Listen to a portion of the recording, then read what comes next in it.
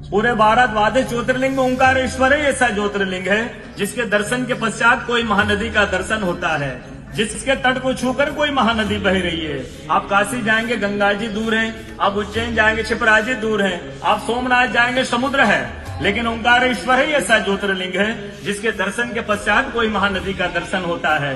वो महानदी है रुद्रदेहाय विद्महे मैं कलकन्या धीमहि तन्नो नर्मदा प्रचोदयात्। भगवान शंकर की देह से पसीने के बूंद से निकली है माँ नर्मदा। भारतवर्ष में जितनी नदियां हैं सब उत्तर दक्षिण दक्षिण उत्तर की ओर बहती है, लेकिन माँ नर्मदा उदय से अस्सी की ओर बहती है, पूर्व से पश्चिम की ओर बहती है। भारतवर्ष में जितनी नदियां हैं उसमें नर्मदा ही नदी ऐसी है जिनके जितने कंकर हैं सब शंकर है। नर्मदा पुराण में ये भी कहा गया है कि नर्मदा जल के स्पर्श होने से जो शिवलिंग निकलता है उसको डायरेक्ट ले जाके पूजा कीजिए, उनको प्रतिष्ठा की आवश्यकता नहीं है। नर्मदा जल स्पर्श होने से वो स्वयं प्रतिष्ठित हो जाते हैं। अयोध्या में राम लला जी की जब स्थापना की गई थी तो नर्मदा का 2.5 फीट का नर्मदा का शिवलिंग राम जी के साथ अयोध्या में स्थापित किया गया था।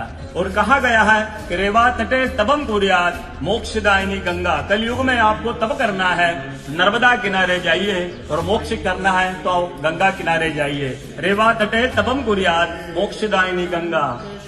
तो नर्मदा किनारे एक संत का, तपस्या संत का अनुभव बताता हूँ जो वर्षों से नर्मदा किनारे रहे। जब वो देखते हैं सुबह 3 से 4 बजे ब्रह्म मुहूर्त में एक कोई माई आती है, नर्मदा स्नान करके लौट जाती है।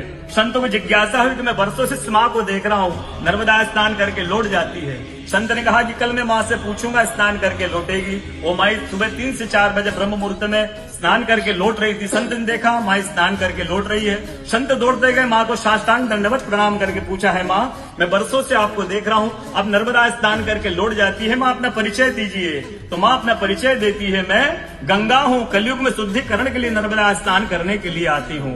बोलो गंगा मैया की जय, नर्मदा मैया की जय, ओंकारेश्वर भगवान की जय, आज के कथा के आनंद की जय, भक्त और भगवान की जय।